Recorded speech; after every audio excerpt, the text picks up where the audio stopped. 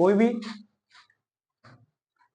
Matter होता है, substance होता है, सबसे छोटी यूनिट उसकी होती है एटम, है ना, जो क्या होता है फ्रीली इंडिपेंडेंट होता है, इंडिविजुअल। एटम क्या होता है, वेरी टेनी पार्टिकल, है ना, ऐसा मैंने पढ़ा है, तो वेरी टेनी पार्टिकल। और सबसे मेन बात इसमें क्या है, ये फ्रीली मूवमेंट कर सकता है इन्वायरमेंट में, ठीक है। सबसे छोटी यूनिट किसी भी मैटर की आपकी क्या है, सबसे छोटी यूनिट क्या है आपकी, उठा लो उसको, एटम, ठीक है।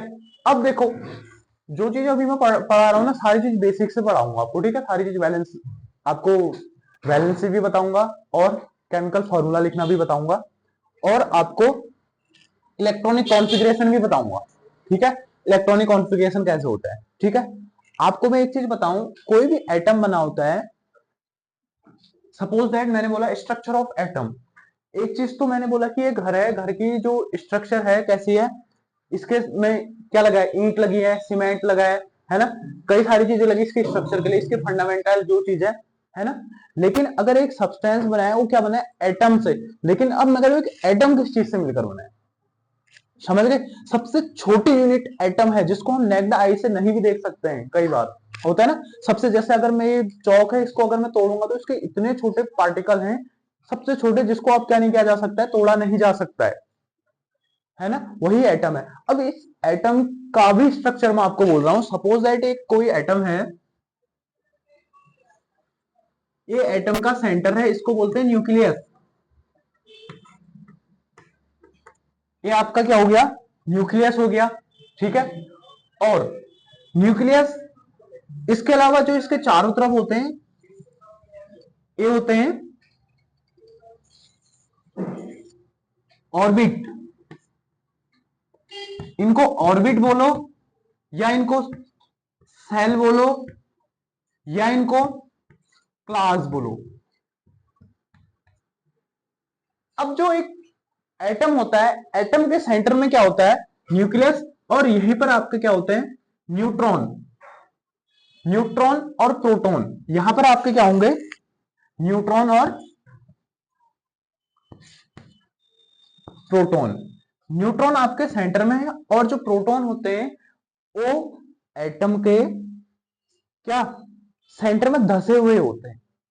अभी आप बड़ी क्लासों में पढ़ोगे, लेकिन वो क्या होंगे, प्रोटॉन यहां पर क्या होंगे, धसे होंगे। लेकिन जो इलेक्ट्रॉन होते हैं, इलेक्ट्रॉन इन ऑर्बिट्स में चारों तरफ क्या लगाते हैं, चक्कर लगाते हैं। ये इलेक्ट्रॉन, इसको ई से रिप्रेजेंट करते हैं। न्यूट्रल में जीरो चार्ज होता है, न्यूट्रल, न्यूट्रॉन न्यूट्रल होता है, और प्रोटॉन में पॉजिटिव चार्ज होता है। इसका मैं सिर तोड़ दूंगा। और इलेक्ट्रॉन नेगेटिव, इलेक्ट्रॉन में नेगेटिव चार्ज होता है, न्यूट्रॉन में जीरो, प्रोटॉन में, ठीक है। आपको इतनी बात समझ में आई। अब जो एटम है, एटम के जो मैंने ऑर्बिट है, इन ऑर्बिट्स के नेम होते हैं, या इनको सेल को, या सेल बोलो या क्लास बोलो, इनके नेम होते हैं। पहला वाला सेल होता है के, फिर एल, फिर एम, फिर होता है आपके पास एन। चार सेल होते हैं, कौन कौन से, के सेल, एल सेल, और एम सेल, और एन सेल, ठीक है। अब मैंने ऐसे हाइड्रोजन बोला, मैंने हीलियम बोला, ऐसे लिथियम बोला, सभी के मैं इलेक्ट्रॉनिक कॉन्फ़िगरेशन भी बताऊंगा। और आपके जो इनके जो इस सेल हैं, K cell, L shell, M shell, N shell, इनकी कैपेसिटी कितनी होती है, वो कैसे आप निकालोगे, इनमें कितने कितने इलेक्ट्रॉन आप फुलफिल करोगे इलेक्ट्रॉनिक कॉन्फ़िगरेशन में, ठीक है। देखो, अगर मैंने जो K cell, L shell, M shell, N shell होता है, इसके लिए एक फॉर्मूला है, मैंने तुमको शायद पहले भी बताया होगा, 2n स्क्वायर, ठीक है, 2n स्क्वायर। सबसे पहली बात है, के को मैं 1 से रिप्रेजेंट करूंगा, एल को मैं 2 से रिप्रेजेंट करूंगा, एम को मैं 3 से, और एन को 4 से।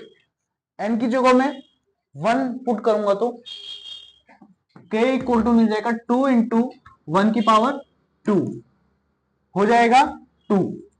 आई बात समझ में। जो के सेल में जो पहला वाला सेल है, पहला वाला सेल है, इसमें मैक्सिमम इलेक्ट्रॉन 2 हो सकते हैं। इसमें मैक्सिमम कैपेसिटी क्या होगी, 2। इसमें ज्यादा से ज्यादा पहले वाले सेल में आपके पास 2 इलेक्ट्रॉन आ सकते हैं। ऐसे ही एल में आप लिखोगे तो 2n n स्क्वायर के अकॉर्डिंग तो यहाँ पर 2 का स्क्वायर 4, 4 2 जा 8। आप एल वाले ऑर्बिट में मैक्सिमम कितने इलेक्ट्रॉन फुलफिल कर सकते हो? 8। ओके, एम वाले ऑर्बिट में कितने फुलफिल करोगे? फिर एम वाले के लिए तुम लिखोगे 2 3 की पावर 2, 3 की पावर 2 यानी 9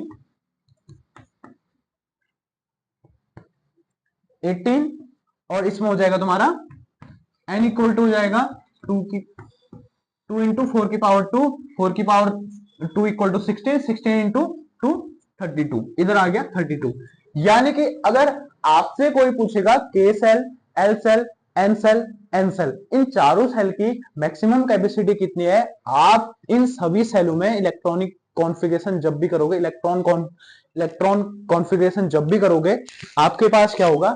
मैक्सिमम इलेक्ट्रॉन 2 8 18 32 फुलफिल कर सकोगे। कैसे कर सकोगे मैं वो अभी बता रहा हूं, ठीक है? लेकिन अभी इतनी बात समझ में आई होगी, इस चीज को ध्यान में रखना जरा। मैंने इस चीज को नोट कर दी, के में आपके पास 2 रहेंगे, एल में आपके पास 18 रहेंगे, एम में आपके 18 रहेंगे, एन में आपके पास 32 रहेंगे, ठीक है? ये नॉर्मल सी बात है, आप 2 8 18 32 लर्न भी कर सकते हो, ठीक है? लेकिन अगर आपको नहीं आएगी बात समझ में, के को आपने 1 ले लेना है, एल को आपने 2 ले लेना है, एम को आपने 3 ले लेना है, एन को आपने 4 ले लेना है। फॉर्मूला आपके पास है 2n स्क्वायर, वैल्यू पुट करोगे और आपको पूछा गया कि के एल एम एन सेल में मैक्सिमम इलेक्ट्रॉन कितने फुलफिल कर सकते हो, तो आप आराम से निकाल सकते हो, ठीक है? ये हमारे एक एटम की स्ट्रक्चर थी। एटम के सेंटर में न्यूक्लियस और प्रोटॉन होता है, न्यूक्लियस में न्यूट्रल चार्ज होता है, प्रोटॉन में पॉजिटिव चार्ज होता है, और इलेक्ट्रॉन चारों तरफ चक्कर लगाते हैं, उसमें क्या रहता है? माइनस चार्ज रहता है। न्यूट्रॉन और प्रोटॉन एटम के सेंटर में धंसे हुए रहते हैं और इलेक्ट्रॉन ऑर्बिट्स में चक्कर लगाते हैं, ठीक है? जो इलेक्ट्रॉनिक कॉन्फ़िगरेशन होता है उसमें भी क्या होता है कि जो इस हम सेल हैं, K cell, L shell, M shell, N shell में कितने इलेक्ट्रॉन फुलफिल कर सकते हैं, वही तो हम रिप्रेजेंट करते हैं ना इलेक्ट्रॉनिक कॉन्फ़िगरेशन में। इतनी बात समझ में आई सभी को? ठीक है, इसको पॉज करो दो।